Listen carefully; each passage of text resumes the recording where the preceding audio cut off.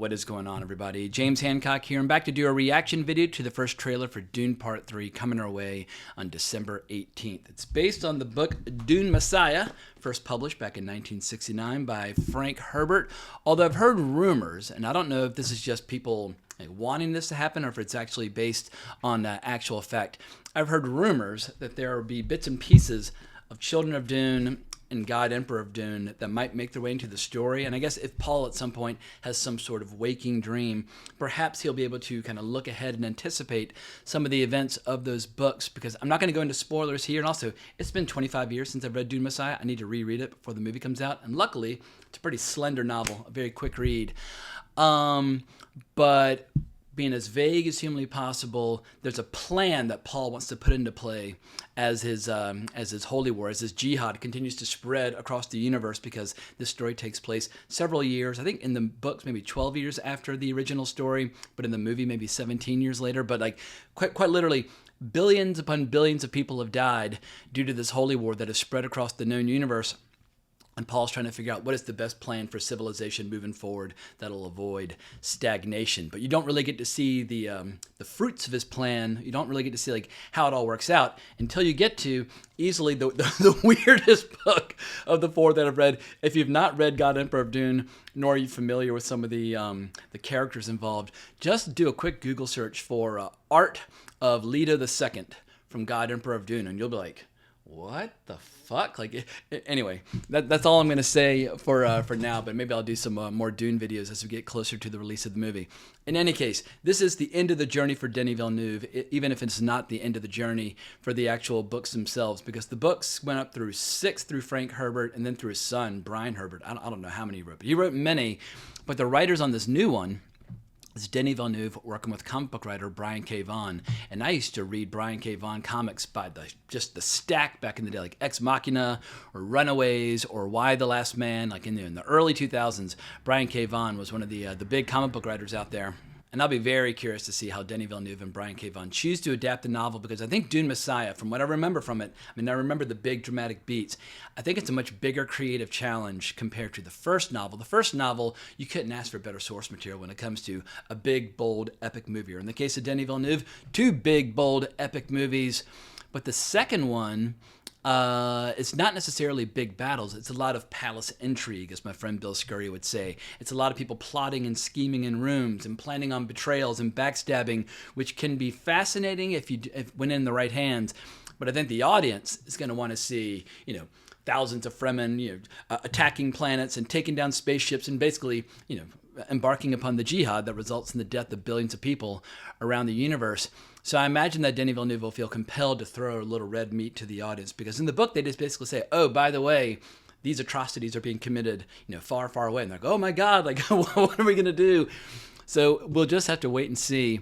But I think the element of the story that I guess I have the highest hopes for, I really hope they'll nail the character of Saint Alia of the Knife, played by Anya Taylor-Joy, because that was my biggest complaint about Dune Part 2, was that I felt like they kind of gave that character the shaft, and she's easily one of the most interesting characters out of all 4 novels that I've read, and I just felt like they kind of chickened out of having the small little girl with the memories and the personality and the wisdom and the power of a full Bene Gesserit.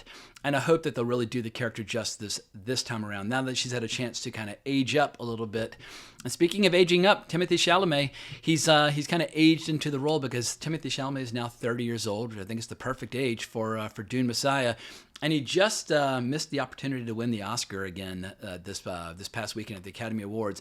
But I hope a big, giant blockbuster movie this December will put a big smile back on his face. And here's the big question strategically. Will Avengers Doomsday move?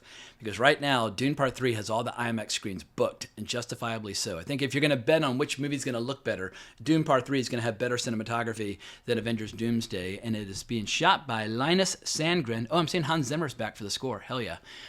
But if I were in Disney's shoes, I might be compelled to blink and postpone Avengers Doomsday to the spring, where it doesn't have any competition. But for sci-fi nerds and superhero nerds and that sort of thing, obviously would have see both movies. But I will give, if both movies were playing on the same day at the same time on the same opening weekend, I would see Dune Part 3 before Avengers Doomsday. And I imagine I'm not the only person who feels that way. Obviously, Marvel's going to do just fine with Avengers Doomsday, but Dune Part 3 could take a big old bite out of its hide. All right, but I think at this point I've yammered enough. It's time to do the official reaction, and in the interest of full disclosure, this is actually the second time I've seen the trailer because my camera froze up the first time that I was trying to do my reaction. But let's start it up in 3, 2, 1.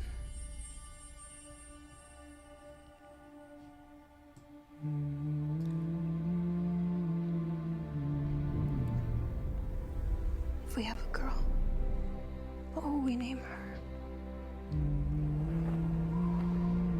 Her name should be Ganima. She'll need to be strong, like her mother. Little baby. What if it's a boy? I would name him Leto. The deep tease of God Emperor of Dune. So he would have the wisdom of his grandfather.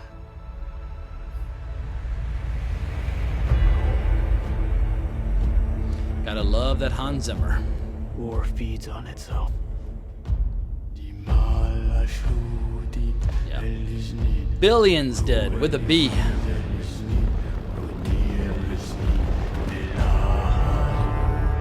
That's fucking gorgeous. The more enemies fight back. Yeah, the Bene Gesserit are not psyched. I love that shot. I'm doing the best I can to protect my family. I hear Javier Bardem's voice.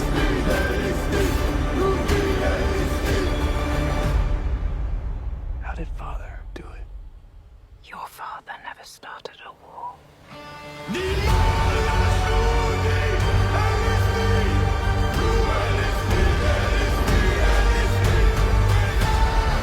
Anya.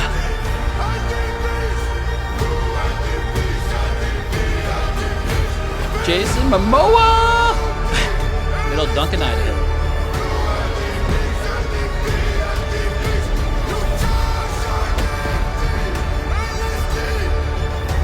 I'm not afraid to die. That's a shitload of Fremen. But I must not die. Yet. That's a good line.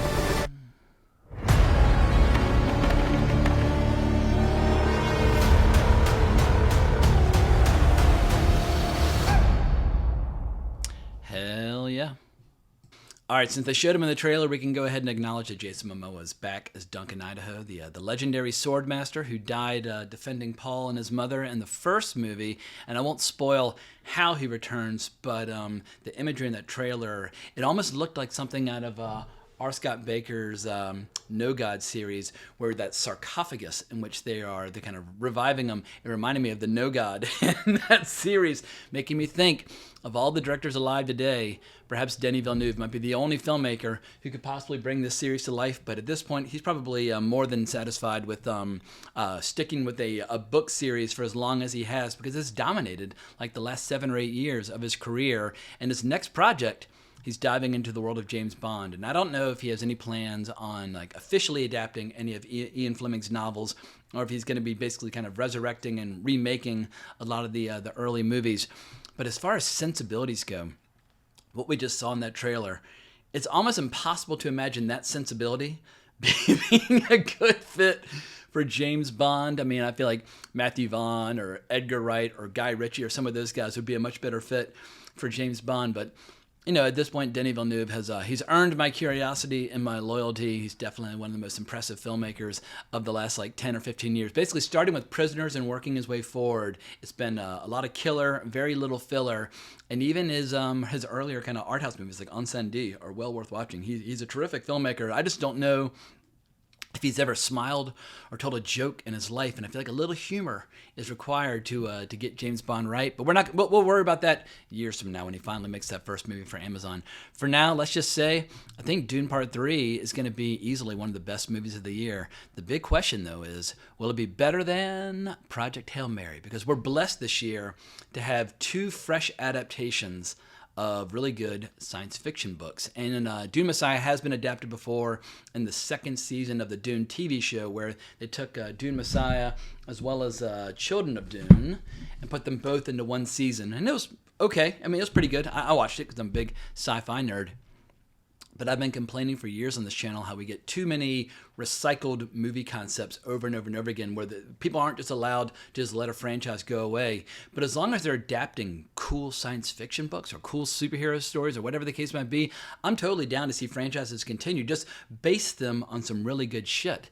And obviously, yeah, this year we're just lucky that 2 big science fiction novels are being adapted with all the power, skill, and talent that the filmmakers are capable of. But let me know what you think down below, and also confirm or deny if any of the rumors are true that Denis Villeneuve might be pulling forward a few pieces of Children of Dune and God Emperor of Dune. Because as I've said before in this channel, I don't think Dune Messiah works as like a standalone movie, and I don't think it works necessarily as the conclusion to an epic saga. If anything, it's like a new chapter opening up, and I really feel like these 3 books, they basically tell like one big story, and you kind of have to tell all of them in order to get it right. But Brian K. Vaughan and Denis Villeneuve at this point, they've earned my full confidence, so I'm very curious to see what they've got cooking in the oven, and we'll find out in 9 months' time. But thank you so much for watching this video. Hopefully Warner Brothers will let me actually post it, and they won't just block it in that it's a trailer reaction video. But if you enjoyed this video, please consider liking, subscribing, hitting the notification bell, and I'll be back at you later this week with my review for Ready or Not 2. But thanks again for watching, but more importantly, as always, onwards and upwards.